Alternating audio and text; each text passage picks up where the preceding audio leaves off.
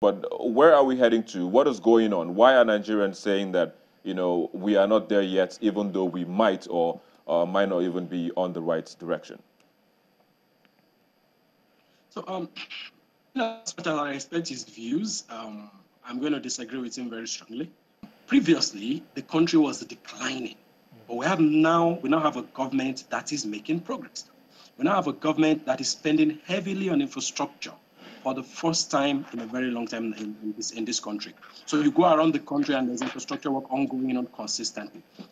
For the first time in this country, we have a government that has said to us that we're going to move from the current state of power that we are to incremental power. So you see, power is increasing gradually. We have a government that has untied all the knotty issues with a lot of power infrastructure that was stuck in the ports for many years, and has gotten all those equipment out and has distributed them to the various places that they need to be installed. So people are seeing better improvement in power.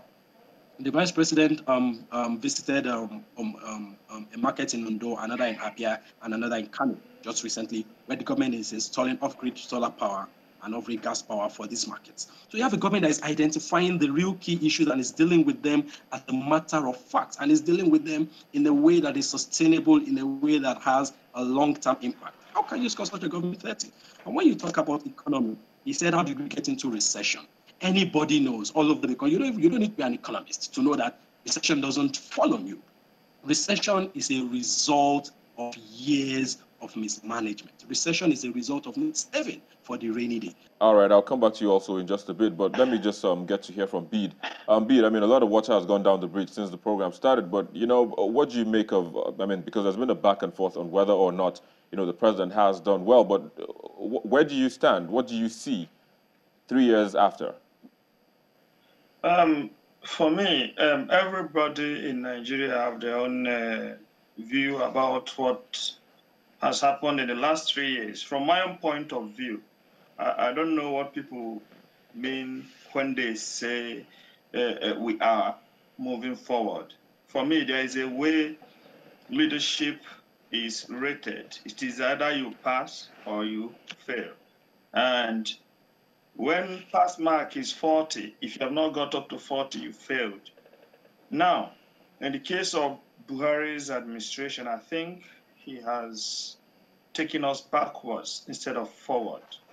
Because if you come to the case of corruption, which is the mantra on which he ascended the throne, in 2014, we were ranked 136 in the world. Today, 2017, we are ranked 148. He met a GDP of $481 billion.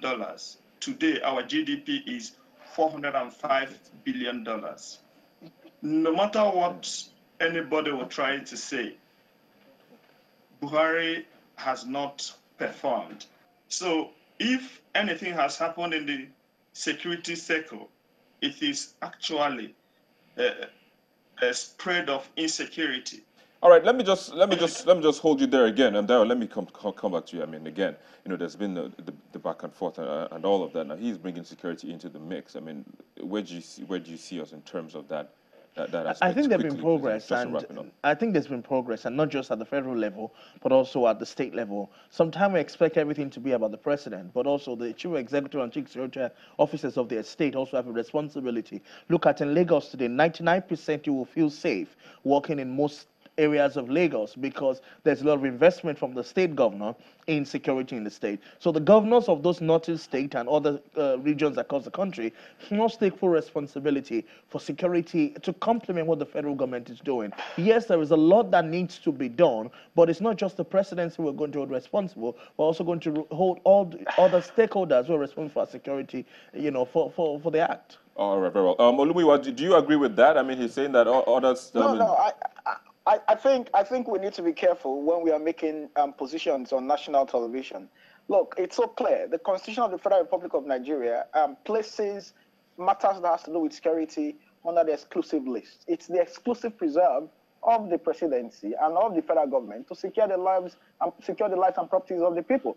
In actual fact, yeah, but that's why they get 250 million or so of security votes. Hold on, Dio. Hold on. They get security votes. With due respect. Okay. With due respect. Let's go ahead. Quickly, the primary responsibility of any responsible government is, the first responsibility actually, is to protect and secure the lives of its people. In Nigerian instance or case, you have the presidency who is the commander-in-chief. A governor is said to be the chief security officer of his state or our state in nomenclature, in name. He doesn't have executive powers, for example, to order the IG, the commissioner of police in the state around. He doesn't have control over the SSS. He doesn't have control over all security apparatuses except that title. The federal government controls that. So when you say that governors must take steps to secure their own people also, then you are playing to the gallery. It is the presidency's job. It's the federal government's job to protect the lives of Nigerians. If the government fails to do that, only one person should bear the brunt, and that is the presidency. We inherited a country that had Boko Haram flags flying in Nigerian government offices. Today, that's not the case. So we've made tremendous progress. With respect to the situation in North Central with the herders and farmers, a lot of people miscategorize that as a strictly security issue. And they also forget that this is historical. This is a conflict that has been going on even before 1960, even before we became a country. So this is a historical problem. It's a problem. It's killings that have happened even before this administration. I remember the Agatu killing where 90 policemen and SSS guys were killed. So don't make it sound like this was started by this administration. However, for the first time, we have an administration that is looking at this issue holistically.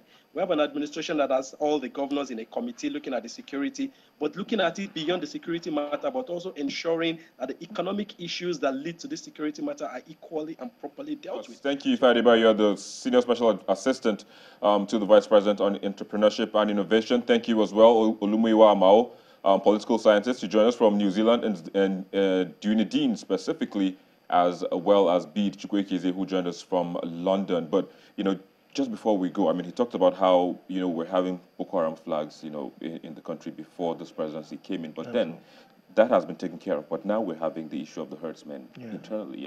Isn't that a blight? I think it's a major issue, and I think that a lot of lives have been lost. In particular, it's becoming a religious crisis as well, and we have to be careful not to become another Rwanda that we would not be able to handle. This must not escalate, and I believe that the government is doing their best to handle it. I hope they do handle that in the very near future. But thank you very much, Israel, member of the All Progressives Congress, for joining us on the program.